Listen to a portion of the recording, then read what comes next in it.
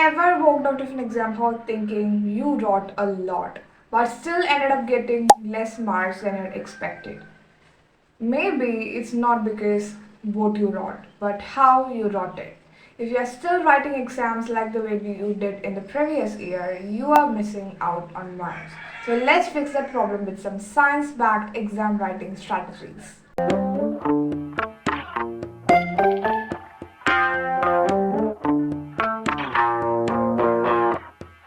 Welcome back, my beautiful people. If you're new here, welcome. Don't forget to subscribe to this channel, and if you find this video helpful, give me a thumbs up and let me know in the comments how you guys have been feeling. And the strategies I'm going to talk about in this video are not just tips, they are backed by science. These techniques will help you to write better, score better, and reduce exam stress. So I have scripted this video in a particular pattern. So first I'll talk about a particular strategy, and then I'll talk about the studies based on the strategy, and then I'll give you an example on how the strategy works. So without further ado, let's get into the video. The first step is of course for time management. So this is the 80-20 rule. We all know about the Pareto principle, the 80-20 rule, but now we are going to discuss how you can use that rule during the exams. So our plan is to use the 80% of our time for answering high value questions and 20% for the rest.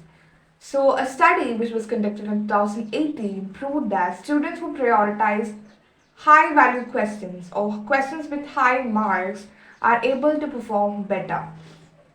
According to cognitive psychology, it is said that decision fatigue increases over time, and students who tackle high value questions first are able to perform better in exams. Imagine if there is a 3-hour exam. You will get higher mark if you spend the first half answering questions with high marks than answering questions with lower marks. So focus on what gives you the best return.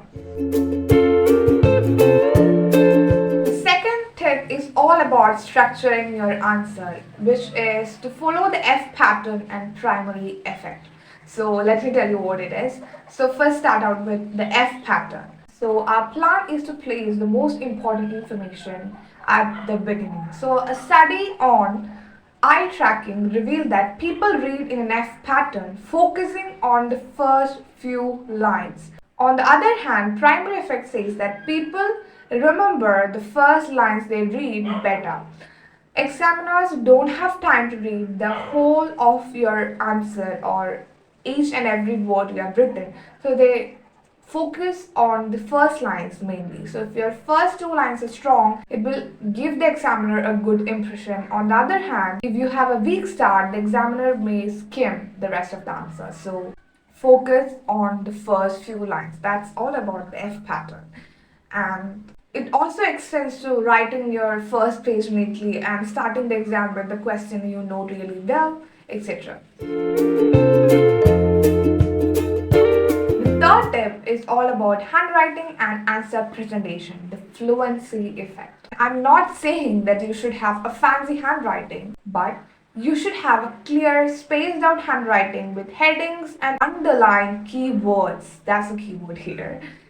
So, a study which was conducted in 2009 revealed that a well-structured answer always equal to a well-scored answer. When it is easy to read, our brain always thinks it's a better answer. This is called processing fluency in psychology.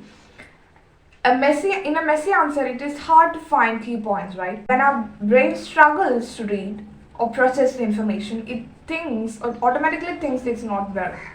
So make it easy for them. Underline the keywords. So underlining keywords always helps you draw the attention only to that keywords. So the examiners will think the whole answer is correct. So that's the fluency effect. The next one is mind mapping the dual code theory. So always use diagrams, flowcharts, bullet points, etc. in your answer. So the dual code theory states that combining visual with text always helps to improve retention and comprehension. Diagrams always helps to processes the information quicker and leaves a stronger impression. It will make your answers stand out and thereby helps you to score better. The next step is for stress reduction. It's called the cognitive offloading technique. So our plan is to bring down all important formulas, dates, and any other key facts on the margin before starting. So the cognitive theory shows that offloading helps to reduce mental load and thereby it improves performance. It prevents exam panic and ensures that we don't forget key information. Imagine this, our brain is like a whiteboard. The more cluttered it is harder to think. So offloading helps to free up mental space and give you the space to think. The next one is a psychological trick which is called Zeigarnik effect. The plan is to leave an answer slightly open-ended if you're running out of time. The Zeigarnik effect shows that our brain remembers incomplete tasks better, but partial answers still get marks. So don't leave a question blank. Leave it with a strong introduction and a brief summary. At least you will get half the marks. And that brings us to the end of this video. As a final message, I have to say that examiners don't have time to find good points from your answer sheets. So make it easy for them and they will reward you with good marks. And if you find this video helpful, you may also find this video helpful where I talk about some secret study hacks of toppers. So go check it out. And if you like this video, let me know in the comments. And thank you for watching this video. I'll see you guys in the next video soon. Bye bye. Take care.